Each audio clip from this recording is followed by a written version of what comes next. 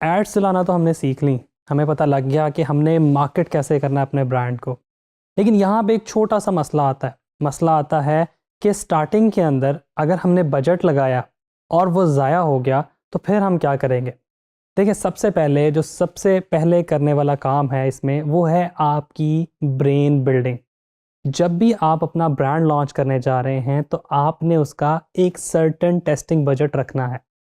पाकिस्तान के अंदर ये प्रोडक्ट टू प्रोडक्ट वेरी कर रहा होता है, लेकिन अगर फिर भी मैं आपको एक रूल ऑफ थंब के तौर पे बता दूं तो एटलीस्ट 50,000 टू 1 लाख रुपीज़ आपके पास होना चाहिए जिसको आप एड्स के लिए, टेस्टिंग के लिए स्पेंड कर सकें।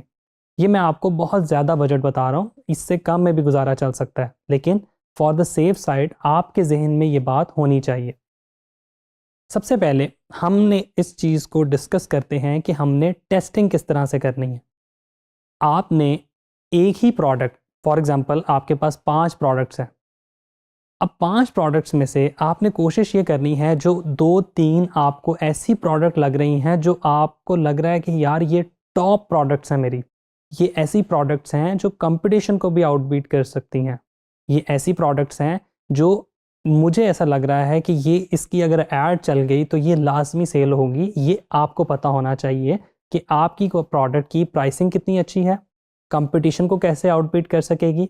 वंस आपको अपनी किसी 2 प्रोडक्ट पे ये ट्रस्ट बिल्ड हो गया तो उन टॉप 2 प्रोडक्ट्स के आपने मल्टीपल क्रिएटिव्स बनाने हैं।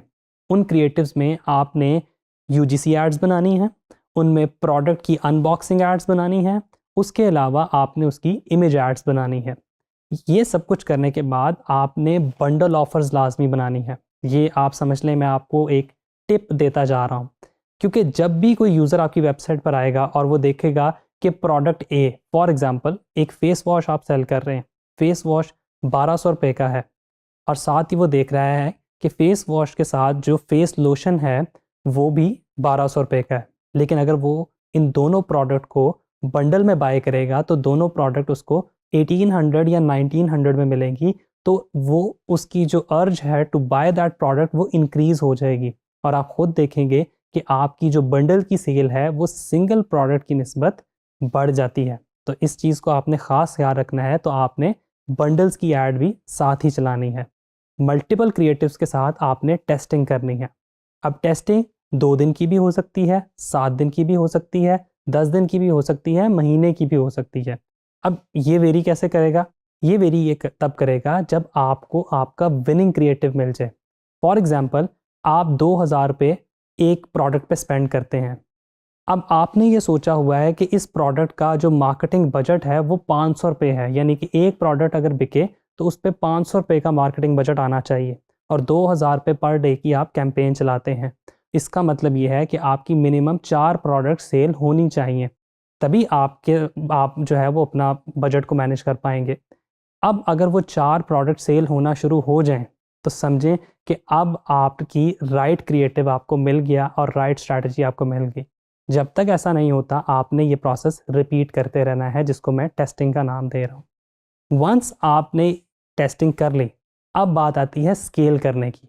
अब आपने स्केल कैसे करना है? देखें, स्केल करने के लिए आपने 3 चीज़ों पे गौर करना है। एक ये कि आपको कंसिस्टेंट कन्वर्जन्स आती रहें। डे 1 पे भी 4 सेल आई, डे 2 पे भी 4 या 5 सेल आई, डे 3 पे भी इतनी सेल आई। नाउ इट्स द टाइम कि अब आप उसको स्केल करें, उसके बजट को इंक्रीज़ करें या कैंपेन को डुप्लीकेट करें। दूसरी चीज़ आपके पास आ जाती है कि आपका जो रिटर्न ऑन इन्वेस्टमेंट है वो पॉजिटिव है, और आपकी जो एड की परफॉर्मेंस है वो स्टेबल है over the period of few days, यानी कि लास्ट 7 डेज़ में आपको जो कॉस्ट पड़ रही है वो तकरीबन सेम है। 500 से 520 चली जाती है, 550 चली जाती है। इस चीज़ को जब आपने ऑब्ज़र्व कर लिया, फिर आप नाउ इट्स द टाइम कि अब आप उसको स्केल करें।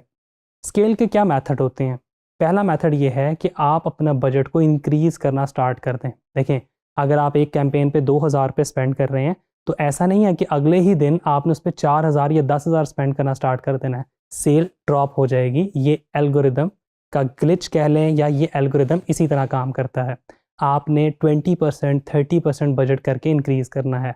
पहली कैंपेन 2000 पे चल रही है, साथ एक और कैंपेन चला दें, या दूसरा मेथड है उसी कैंपेन को डुप्लीकेट करके उसका बजट इंक्रीज करते हैं। यानी कि पहली कैंपेन चल रही है, उसको आपने डुप्लीकेट किया, सेम ऑडियंस है, सेम क्रिएटिव है, कुछ चेंज नहीं किया, सिर्फ नाम चेंज किया और उसको चला दी।